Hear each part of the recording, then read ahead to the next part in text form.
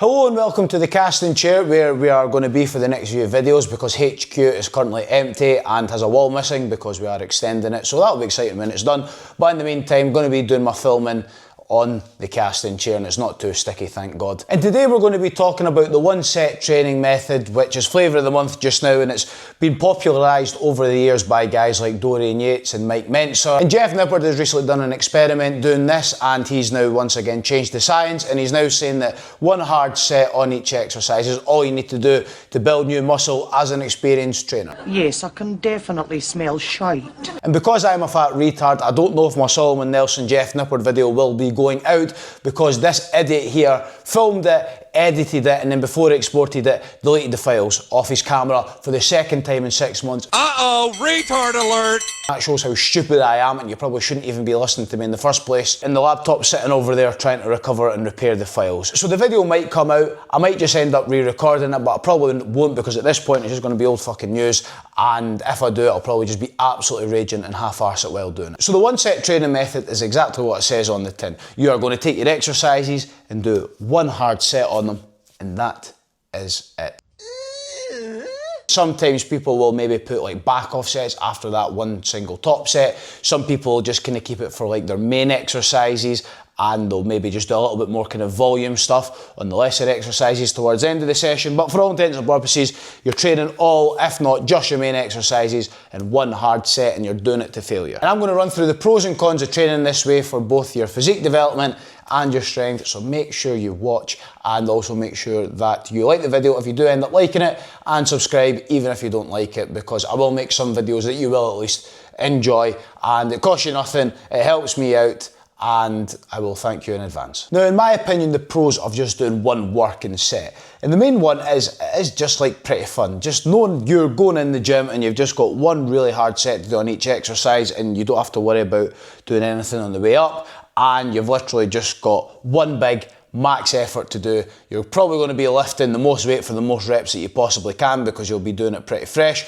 and it's actually just quite an enjoyable way to train. There's probably a debate to be had if it's easier physically, but it's definitely easier mentally, and all you need to do is just prep yourself for one hard set. You don't have to worry about doing multiple hard sets, or when you do a hard set worry that there's something coming after. It's just no, you just do it as hard as you can, and then when you get to failure, that's you done. And it's going to be the easiest way for you to learn how to train to failure, because you're just doing that one set and leaving it all out there, and you don't have to worry about anything else. And it's also going to make your training sessions shorter. Fuck me, try and say that 3 times fast. For most people, that's going to be practically a lot better for you, just being able to get in and out a lot quicker, or if you do want to spend a little bit more time training, then it's just going to allow you to actually get more done in the same amount of time, because you can fit more exercises in. Another reason I like it as well is because it's very, very simple to track progressions. Like, you obviously have one set and a working weight, and you just know that you just need to get like 1 rep more, and you've beat like what you done last time. Or if you're obviously moving up weight, you obviously know that you've moved up weight and matched the same amount of reps or whatever,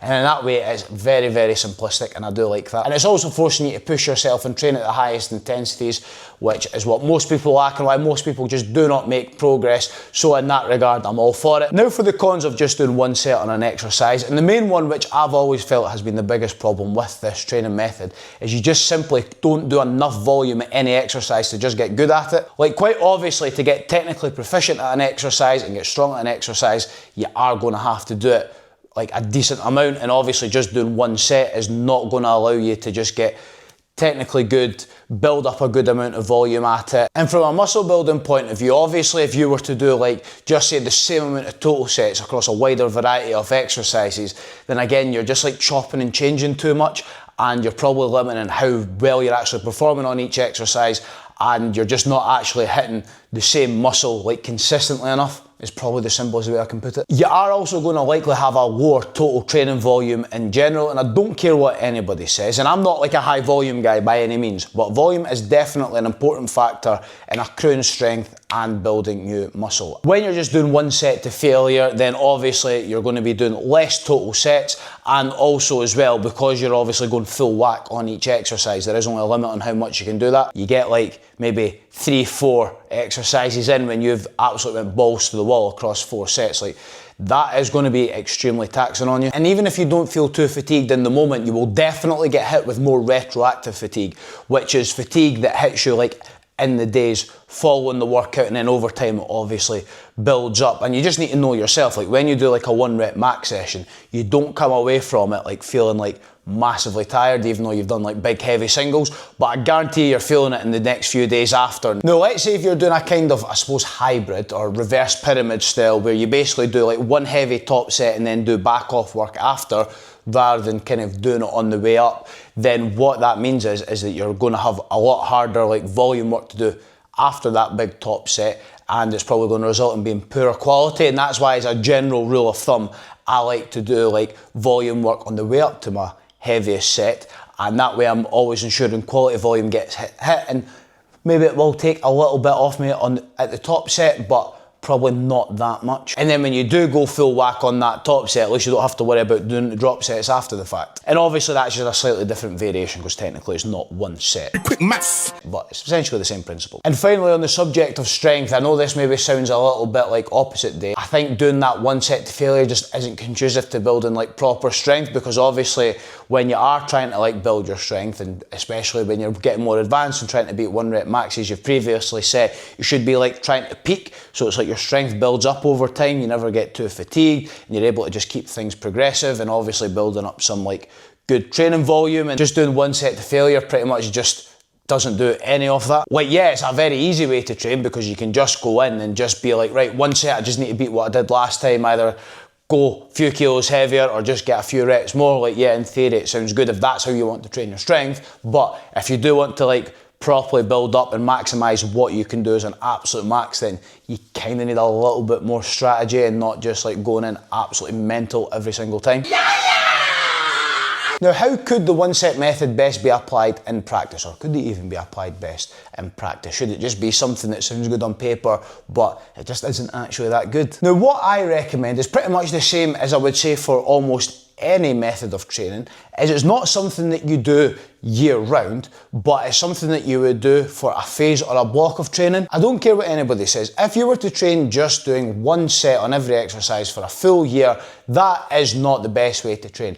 That's shite. Just like if you were to just do sets of 10 for 3 sets for a full year, or you were to do 5 sets of 5 for a full year. When you do any method long enough, it's always going to succumb to the principle of accommodation, which basically means if you do the same thing for too long, your body gets used to it too much and it needs something new to then stimulate an adaptation. It doesn't really surprise me that Jeff Nippard got good results doing this over a 3-month period, because that is probably the length of time that most training blocks last. And what I can absolutely assure you is, if that training were to keep going on over time, there would be the process of diminished returns, where his gains become less and less and less, and he notices more of a drop off in his performance. You're just pure and simply just not getting enough volume in. And obviously, like, if you were to do a block of this after doing like a decent amount of volume, picture it like pre-season training for those of you that play football. You do like all your mental running and stuff over pre-season to like build up your fitness base, and then that's enough to maintain over time. But as you'll know, that base of training will slowly lose its effect, and you just won't be as fit as you were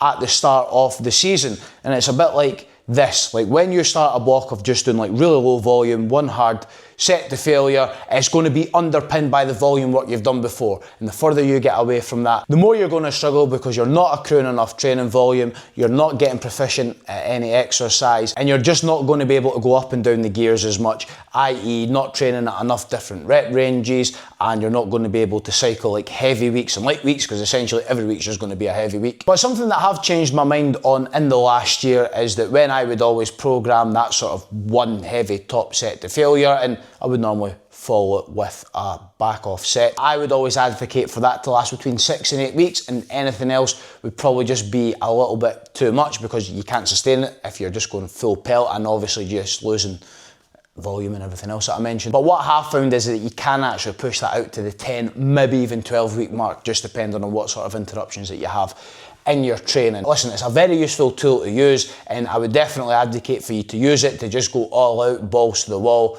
push yourself to the brink of death. Love that shit, but just don't get caught up in doing it like year round and thinking that that's how you should be training. And again, there is no real one way that you should be training all year round. You should have variety, you should have different rep ranges, different, intensities. Try not be so dogmatic and just thinking that this is how I need to train and that's it, done. But whether you're for or against the 1 rep set method, there's no need to worry, because give it about a year's time and Jeff Nippard will come out with a new study and new science saying that something else is better, and of course he will have a new program to sell along with it, and he'll also find a way to play the victim too. Coaching inquiry form is linked below, and make sure that you watch any of the other videos that come up on the screen here, and it might be the Jeff Nippard Solomon Nelson one.